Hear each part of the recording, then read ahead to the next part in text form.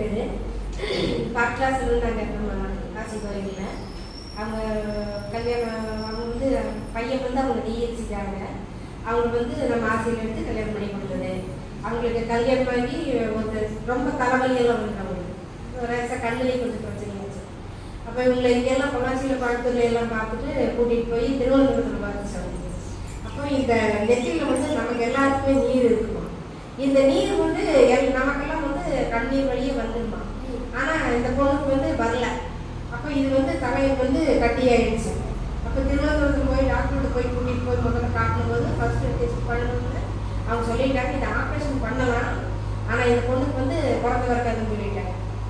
அப்புறம் சரி அது முதல் தடவை ஆப்ரேஷன் பண்ணிட்டு வந்துச்சு. அப்புறம் பார்த்தா ரெண்டாவது மறுபடியும் வந்துச்சு. மறுபடியும் கூட்டிகிட்டு போய் மறுபடியும் 2 தடவை வந்து ஸ்கல் திறந்து தான் ஆப்ரேஷன் பண்ணிச்சு அவங்களுக்கு. 2 தடவை ஸ்கல் திறந்து ஆப்ரேஷன் பண்ணிச்சு.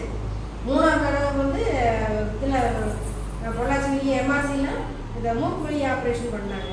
இதுக்கடையில் ஒரு பெரிய அற்புதம் என்னன்னு பார்த்தீங்கன்னா, இந்த பொண்ணுக்கு ஆம்பளை பையன் பிறந்துருச்சு 5 வருஷம் வச்சு. அப்போ நமக்கு இது என்னது, இது மருத்துவம் கடவுளோட சித்தம் தானே. நம்ம கையில் எதுவுமே கிடையாது. சும்மா மருத்துவங்கிறதெல்லாம் கூட சும்மா தான். நமக்கு மேலே எல்லாம் பெரிய மருத்துவர் இவர் இருக்கிறார்.